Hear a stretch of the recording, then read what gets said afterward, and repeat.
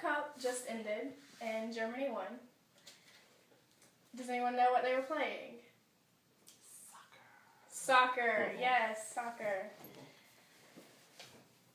Soccer is obviously an international sport because there's a World Cup, and it's obviously very popular since most of y'all knew what I was talking about. So, why is it so popular, and where did it come from, and what is it if you are unaware of what it is? Soccer is a game that you play with your feet and your hands and a ball. And it originates from this Chinese game that's called Su Chu, which when it's translated is kickball. So today you're going to find out what it is if you don't know, how you play it if you don't know, and where it came from.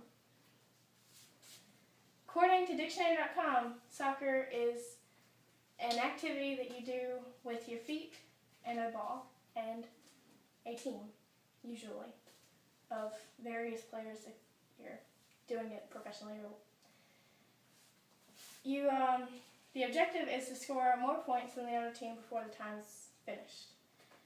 We have 2 teams on one field that's a rectangle and 11 players on each team.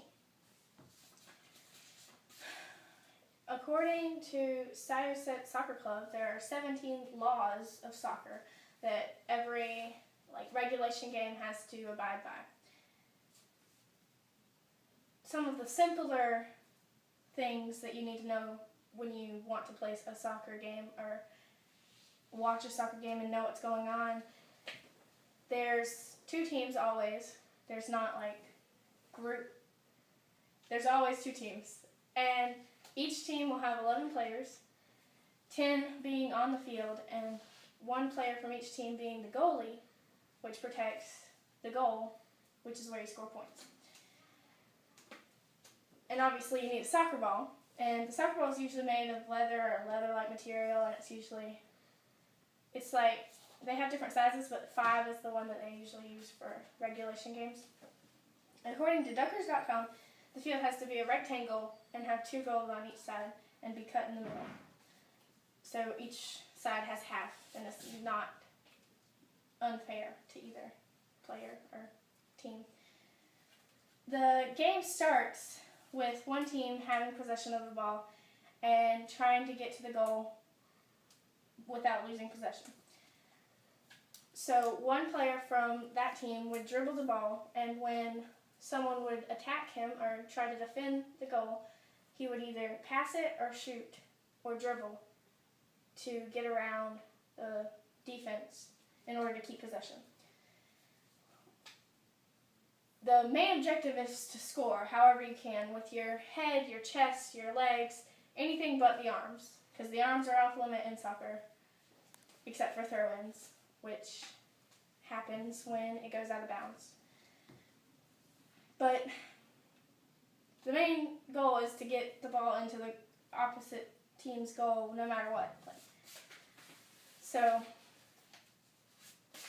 that's that. But all of this doesn't really matter if you don't know why we're playing it or where it came from.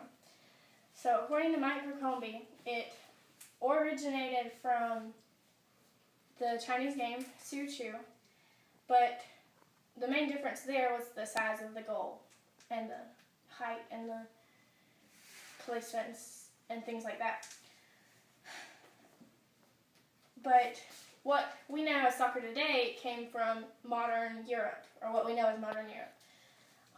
It started in Britain and in the 9th century, and it kept evolving into more what we call soccer today, or football, or whatever.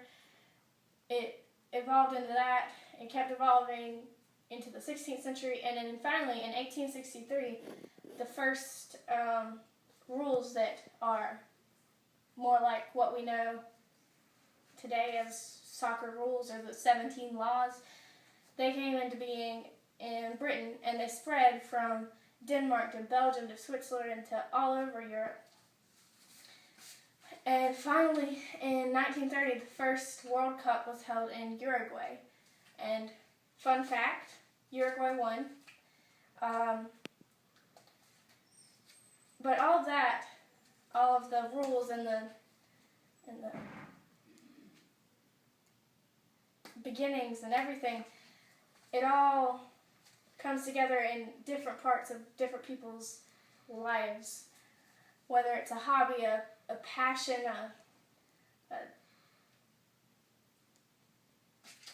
a requirement, if you have to do it for PE or something. It's all, everyone knows that it takes extreme effort and fitness to play soccer. So now you know what soccer is if you didn't, and how to play it if you wanted to, and for all the history people, you know where it came from and why it's here and why it matters. But today you didn't just learn about a sport, you learned about parts of people's culture.